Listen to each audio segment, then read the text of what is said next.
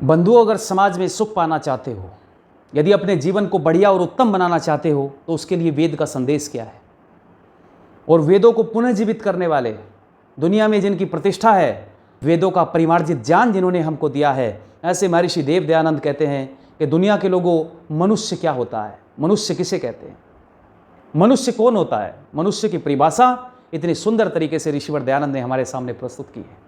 महर्षि कहते हैं कि मनुष्य, एक किसी ने प्रश्न किया, किसी ने महर्षि स्वामी दयानंद से प्रश्न किया, और प्रश्न क्या किया कि स्वामी जी मनुष्य किसे कहते हैं। तो स्वामी दयानंद का उत्तर सुनना लोगों।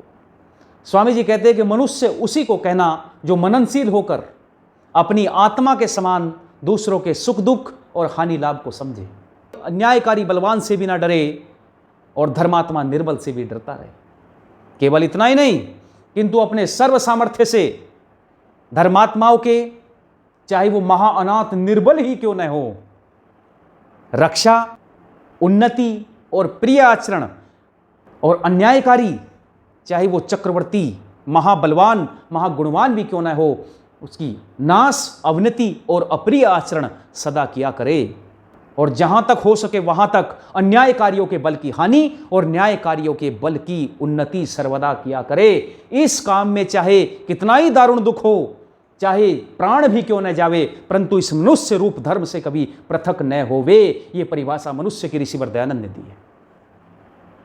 मनुष्य कहते किसे हैं? आज दुनिया में लोग मनुष्य की परिभाषा भूल गए।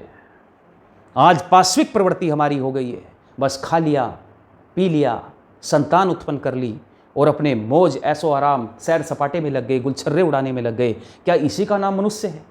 क्या इसी को मनुष्य कहते हैं?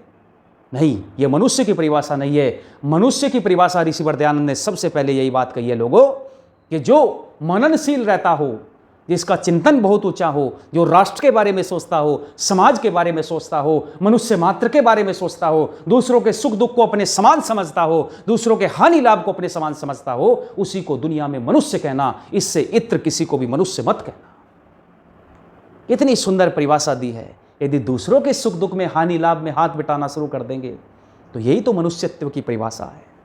केवल अपने लिए तो पशु जीते हैं लोगों, इसलिए समझने की आवश्यकता है। मनुष्य बनो, और मनुष्य बनने के लिए ऋषिवर दयानंद ने सबसे पहले आप लोगों को प्रेरणा देने का काम किया है बंधुओं। इसलिए मैं ज़्यादा नहीं कहना चाहता, आपसे इतना ही आह्वान करूंगा कि आर्य समाज के साथ जुड़ें और अपने राष्ट्र और अपनी देशभक्ति से ओतप्रोत अपने जीवन को जिएं। इसी में जीवन सार्थक है और उसका कल्याण है।